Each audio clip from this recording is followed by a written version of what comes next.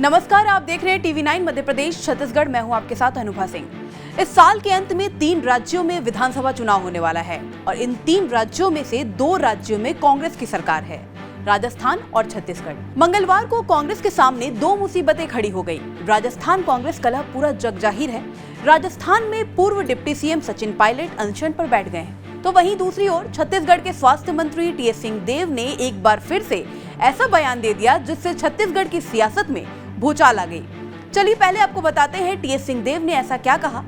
दरअसल राजस्थान में अप्रत्यक्ष रूप से अपनी ही सरकार के खिलाफ सचिन पायलट अनशन पर बैठे हैं। दरअसल पायलट ने अपनी सरकार पर सवाल उठाते हुए ये इशारा कर दिया कि सत्ता मिलने के 4.5 साल बीतने के बावजूद कांग्रेस की मौजूदा सरकार ने भ्रष्टाचार के मामलों की जांच को लेकर कोई ठोस कदम नहीं उठाया, जिसकी वजह से वो पूर्व की वसुंधरा सरकार के समय हुए भ्रष्टाचार के मामलों की जांच की मांग को लेकर 11 अप्रैल को जयपुर में अनशन पर बैठेंगे। पायलट के इस ऐलान के बाद राजस्थान की सियासत में गर्माहट आ गई और उसके बाद वो गर्माहट छत्तीसगढ़ में तब आ गई जब प्रदेश के स्वास्थ्य मंत्री टीएस सिंहदेव पायलट के समर्थन में उतर गए। टीएस सिंहदेव ने कांग्रेस नेता सचिन पायलट को लेकर कहा कि उन्होंने कोई लक्ष्मण रेखा पार नहीं किया। उनका अनशन पर जाना पार्टी विरोधी गतिविधि नहीं है।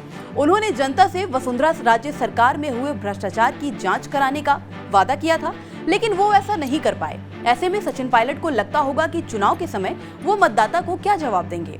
पहले आपको सुनाते हैं सिंहदेव का पूरा बयान, फिर आपको आगे की कहानी बताएंगे। राजस्थान में भी जो हो रहा है, मेरे ख्याल से चुनाव के समय सचिन जी को ये लगता होगा कि उनको जवाब देना पड़ेगा मतदाता को कि आपने तो कहा था कि बहुत भ्रष्टाचार है वसुंधरा राजे जी की सरकार के समय और हम उसकी जांच कराएंगे, और जांच नहीं हुई तो आप क्या कर रहे थे? आप उस सरकार के हिस्से थे, आपने उसके लिए क्या किया? आप हमारे पास वोट मांगने के लिए फिर से आए हो अपने लिए, आपको हम कैसे वोट दें? जो बातों को आपने कहा उनको आपने पूरा नहीं किया।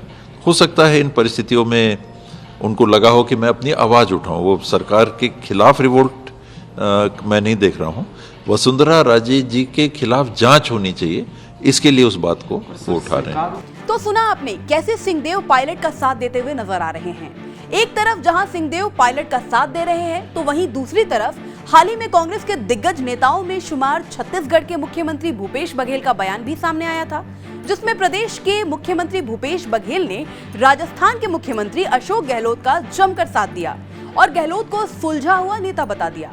सीएम कहते हैं कि उनके सामने पहले भी बहुत सारी अड़चनें आई थी, उम्मीद है कि वो आगे इस मसले को भी सुलझा लेंगे। मतलब मुख्यमंत्री भूपेश बघेल सामने से अशोक गहलोत के समर्थन में उतर गए।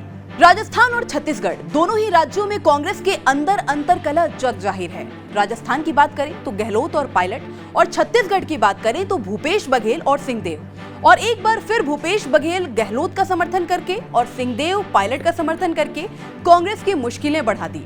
अब आप सोच रहे होंगे कि आखिर भूपेश बघेल और सिंहदेव के बीच किस बात का विवाद। चलिए ये भी आपको बताते हैं। दरअसल छत्तीसगढ़ में 2018 में कांग्रेस 15 साल बाद सत्ता में लौटी थी, लेकिन इसके बाद सीएम की कुर्सी को लेकर सिंहदेव और भूपेश बघेल के बीच जंग छिड़ गई थी। कहा जाता है कि ऐसे में 2.5 साल मुख्यमंत्री का फॉर्मूला तय हुआ था। मतलब 2.5 साल भूपेश बघेल, फिर 2.5 साल सिंहदेव।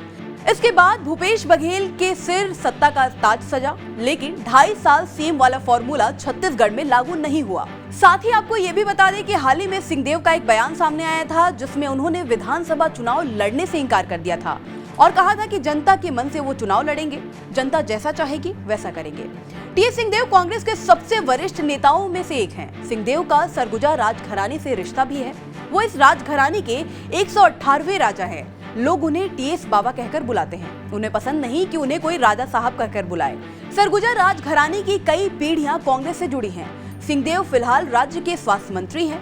पिछले दिनों उन्होंने पंचायत मंत्री पद से इस्तीफा भी दे दिया था। अंबिकापुर विधानसभा सीट से 3 बार के विधायक रह चुके हैं। वो छत्तीसगढ़ सरकार में नंबर 2 की हैसियत रखते हैं। मध्य प्रदेश और छत्तीसगढ़ से जुड़ी तमाम बड़ी खबरों के लिए देखते रहिए टीवी9 मध्य प्रदेश छत्तीसगढ़।